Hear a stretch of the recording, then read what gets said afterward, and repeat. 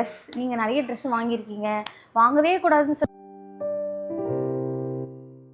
And also இப்போ breast feeding ஜேர்னியில் இருக்கிறதுனால ஏன்னா குவாலிட்டி ஒரு சிலது நல்லாவே இல்லை. பிரீத்தி வேர் அப்படிங்கிற ஒரு இன்ஸ்டாகிராம் ஸ்டோர் இருக்குது.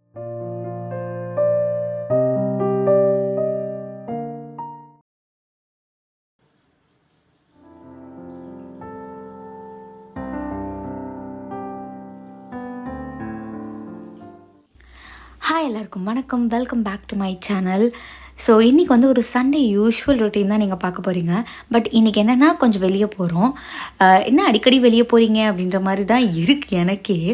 பட் என்னென்னா வீட்டுக்குள்ளேயே இருந்து 2 பேரும் பேபியை பார்த்துக்கிறது கொஞ்சம் மைண்ட் வந்து ஃப்ரீயாகவே இருக்க மாட்டேங்குது. ஸோ அதனால் முடிஞ்ச அளவுக்கு வாங்குகிறோமோ இல்லையோ, ஷாப்பிங் பண்ணுறோமோ இல்லையோ, வெளியே போயிடணும்னு பிளான் பண்ணியாச்சு.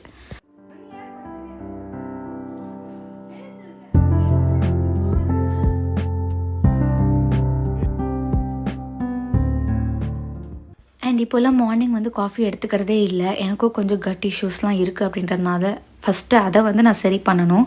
ஸோ அதுக்கு பதிலாக மார்னிங் வந்து எய்தர் வார்ம் வாட்டர் அப்படி இல்லைனா ஜீரா வாட்டர், இது ரெண்டுமே குடிக்க பிடிக்கலனா நார்மல் வாட்டர், அதை குடிச்சிட்டு நட்ஸ் வந்து எடுத்துக்கிறேன். Nuts and mixed seeds. So recent டைம்ஸில் நிறைய பேர் கேட்டிருந்தீங்க நான் என்ன மாதிரியான ஃபுட் ஹேபிட்ஸ் ஃபாலோ பண்ணுறீங்க அப்படின்னு. ஸோ நட்ஸ் தான் எடுத்துக்கிறேன் நான்.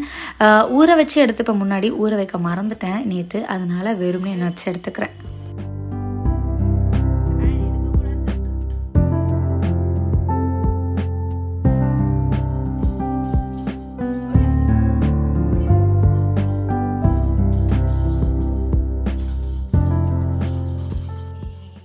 ஸோ நான் காலையில் எழுந்து ப்ரஷ் பண்ணி கொஞ்சம் நட்ஸ்லாம் சாப்பிட்ற கேப்பில் அவர் வந்து பேபியை பார்த்துப்பார். இப்போது என்னோடய டர்ன், நான் பேபியை பார்த்துக்கணும். அவங்க போய் காஃபி போட்டு அவங்க குடிச்சுப்பாங்க. ஸோ இப்போ வந்து மாற்றி மாற்றி டர்ன் எடுத்து ஒர்க் பண்ண வேண்டியதாக இருக்குது. இப்படி தான் நான் நிஜமாலே மேனேஜ் பண்ணுறேன். அப்படி அவங்களுக்கு ஒர்க் இருக்குது ஃபுல் டே, இல்லை வெளியே மீட்டிங் போகிறாங்கன்னா அப்போ வந்து கண்டிப்பாக நான் அம்மா வீட்டுக்கு போயிடுவேன், இங்கே தனியாக இருக்க மாட்டேன்.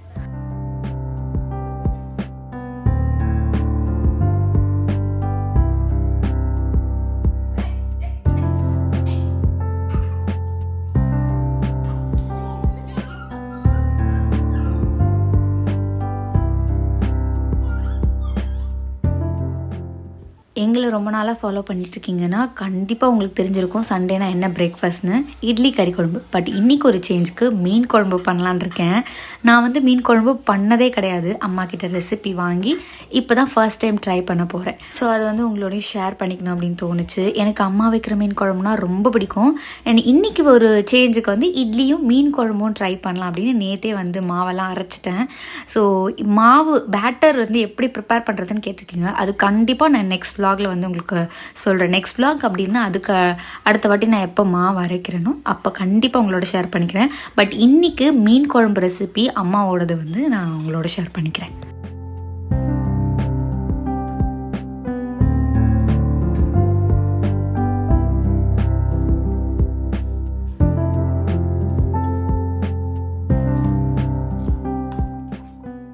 குக்கிங்கில் நான்வெஜ் ஆக்சுவலாக ரொம்ப ஈஸி. பட் இந்த மீன் குழம்பு மட்டும் சொதப்பிட்டோம் அப்படின்னா ஒரு மாதிரி இருக்கும். அதனாலே நான் மீன் குழம்பு பக்கம் போக மாட்டேன். அண்ட் ஆல்சோ பெங்களூரில் நாங்கள் மீனே எடுக்க மாட்டோம். அங்கே ஃப்ரெஷ்ஷாக மீன் கிடைக்குமா அப்படின்றதே எனக்கு டவுட்டாக இருக்கும். அதனாலேயே நான் மீன் பக்கம் போக மாட்டேன். சென்னை வரப்போ மட்டும்தான் மீன் சாப்பிடுவோம். ஸோ அதனால் நான் மீன் குழம்பே வச்சது இல்லை. எறா கூட வாங்கி செஞ்சுருவேன், பட் மீன் மட்டும் வாங்கவே மாட்டேன். இப்போ சென்னை வந்ததுக்கப்புறம் அடிக்கடி அம்மா வீட்டுக்கு போகிறதுனால மீன் குழம்புனா அம்மா வீடு தான். ஸோ இன்றைக்கி நான் கண்டிப்பாக நான் தான் வைப்பேன் அப்படின்னு சொல்லி அம்மாவை மீன் வாங்கி வைக்க சொல்லிட்டேன். ஸோ அம்மா வந்து க்ளீன் பண்ணி கொடுத்துட்டாங்க. எனக்கு இந்த க்ளீனிங்லாம் தெரியாது. ஸோ அதனால் இன்றைக்கி வந்து இது ஒரு சேலஞ்ச் மாதிரி எடுத்திருக்கேன் நான்.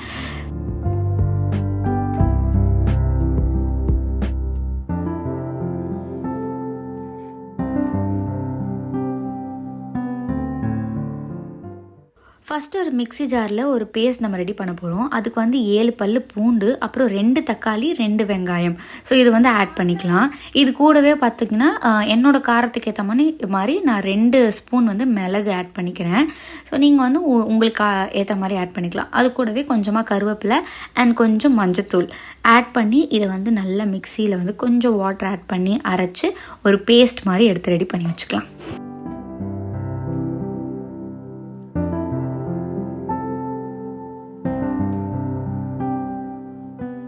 அண்டு புளி தண்ணி வந்து நான் கரைச்சி ஆல்ரெடி வச்சுருக்கேன். அதுலேயே நம்ம அரைச்சி வச்சுருந்த விழுதை வந்து நான் ஆட் பண்ணிக்கிறேன்.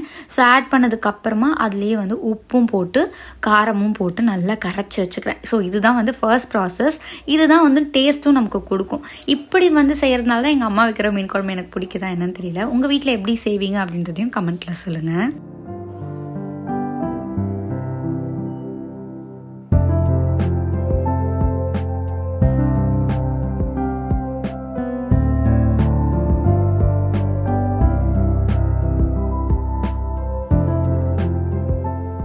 ஸோ அந்த புளி தண்ணி கரைச்சி வச்சதுக்கப்புறமா அடுப்பு பற்ற வச்சு ஒரு பேன் வச்சுக்கோங்க. ஸோ இதில் வந்து நான் நல்லெண்ணெய் ஊற்றிக்கிறேன். எனக்கு இந்த காரக்குழம்பு மீன் குழம்புக்குலாம் நல்லெண்ணெய் ஊற்றினா ரொம்ப பிடிக்கும். உங்களுக்கு என்ன விருப்பமோ அதை நீங்கள் ஆட் பண்ணிக்கலாம். ஸோ எண்ணெய் ஊற்றிட்டு அதில் வந்து பார்த்திங்கன்னா கடுகு, வெந்தயம் இது மட்டும் தான் ஆட் பண்ணுறேன் நான். அண்ட் கூடவே கருவேப்பிலை. ஸோ இதை மட்டும் ஆட் பண்ணிவிட்டு ஒரு வெங்காயம், ஒரு தக்காளி, அப்புறம் வந்து பச்சை மிளகா 2 இதை மட்டும் நான் வந்து ஆட் பண்ணி நல்லா வதக்கி எடுத்துக்கிறேன். ஃபஸ்ட்டு ஆனியன் அண்ட் பச்சை மிளகா டுகெதர் ஆட் பண்ணிவிட்டு நல்லா கோல்டன் ப்ரௌன் வர வரைக்கும் வதக்கிட்டு அதுக்கப்புறமா டொமேட்டோ ஆட் பண்ணணும்.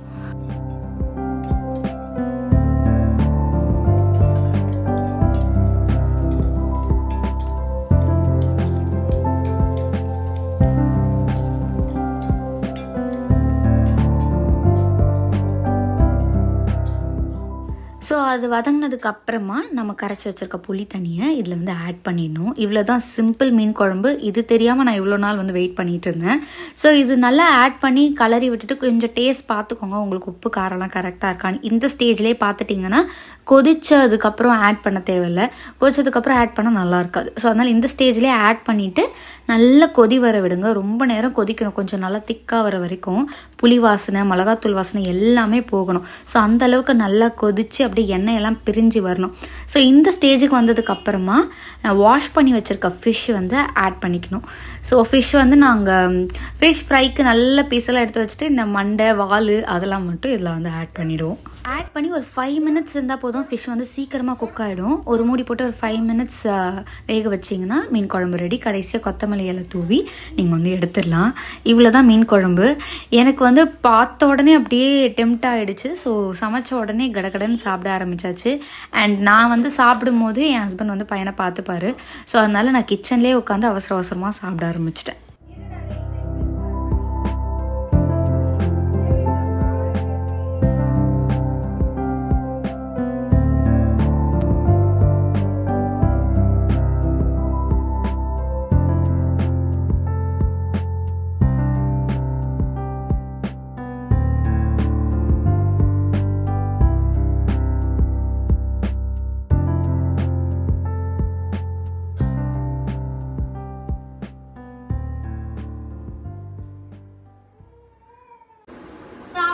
நாங்கள் டாட்டா போகிறோம்.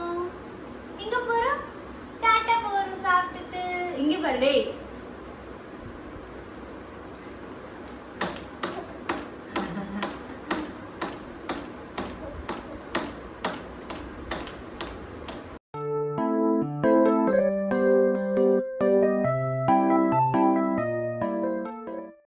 ஸோ வீட்டில் எல்லா ஒர்க்கும் முடிச்சுட்டு நாங்கள் வந்து கிளம்பிட்டோம். விஆர் மால் தான் போகிறோம்.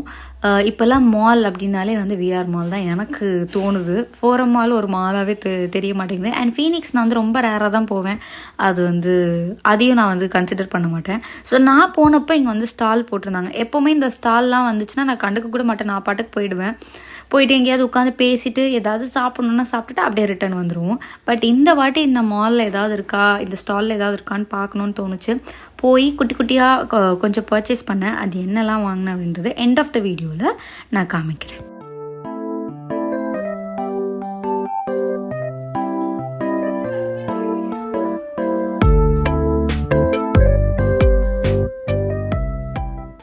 ஸோ நாங்கள் ஷாப்பிங் பண்ணுறதுக்குள்ளே எனக்கு பசி வந்துருச்சு. கூட்டிகிட்டு வந்து ஃபீட் பண்ணியாச்சு. ஃபீட் பண்ணாலும் சம்டைம்ஸ் அவர் ரொம்ப கிராங்கி ஆவார் இந்த மாதிரி வெளியே வந்தால். அதனால ஒரு சேஃப்டிக்கு பால் கலக்கி எடுத்துக்கிட்டேன். பட் எப்படியும் அது வேஸ்ட் ஆகி கீழே தான் ஊற்றுனேன்.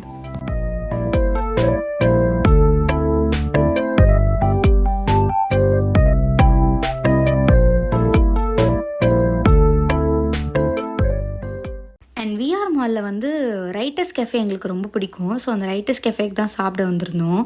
ஸோ இவரை வச்சுக்கிட்டு சாப்பிட்றது தான் ரொம்ப கஷ்டம். என் ஹஸ்பண்ட் ஃபோனில் ஓட்டையே போட்டான். அந்த அளவுக்கு எல்லாத்தையும் நோண்டி ஒரு வழி பண்ணிட்டான். ஸோ அங்கே வந்துட்டு நாங்கள் காஃபி ஆர்டர் பண்ணிவிட்டு அதுக்கப்புறம் அங்கே எனக்கு ரொம்ப பிடிச்சது வந்து பை இருக்கும், ப்ளூபெர்ரி அண்ட் ஆப்பிள் பை, அது ஆர்டர் பண்ணி சாப்பிட்டுட்டு அங்கேருந்து கிளம்பியாச்சு.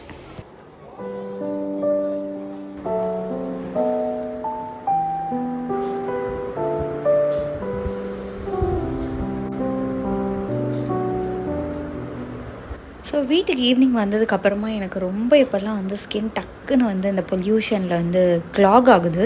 அதனால் அதுக்கு பெஸ்ட்டு ரெமெடி நான் ஆஃபீஸ் போயிட்டுருக்கும் போதெல்லாம் வந்து ஃபாலோ பண்ணது வந்து இந்த ஸ்டீமிங் தான். ஸ்டீம் பண்ணி ஃபேஸ் வாஷ் பண்ணி ஃபேஸ் பேக் ஏதாவது போடுவேன். ஸோ அதுதான் இப்போ வந்து பண்ணுறேன். ரெகுலராக பண்ண முடியலனாலும் எப்போல்லாம் டைம் கிடைக்குதோ அப்போல்லாம் பண்ணுறேன். இன்றைக்கி கொஞ்சம் ஃப்ரீயாக இருந்தது அண்ட் யாரும் கோஆப்ரேட் பண்ணார். அதனால இன்றைக்கி இந்த ஸ்டீமிங் ரொட்டீன்.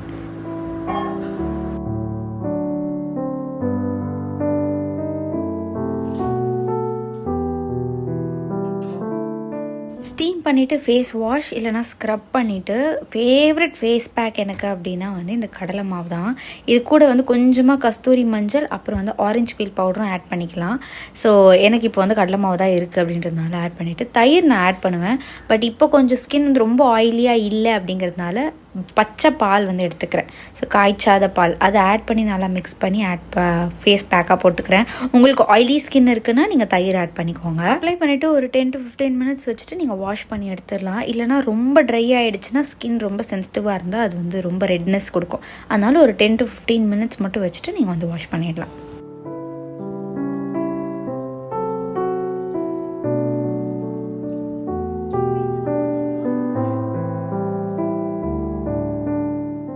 இது நல்லாவே ஒரு க்ளோ கொடுக்கும் நம்மளோட ஸ்கின்க்கு கண்டினியூஸாக யூஸ் பண்ணும்போது. வீக்லி ஒரு 2 to 3 டைம்ஸ் இந்த ரொட்டீனை ஃபாலோ பண்ணி பாருங்கள். ரிசல்ட் எப்படி இருக்குன்னு முடிஞ்சால் என்கிட்ட ஷேர் பண்ணிக்கோங்க.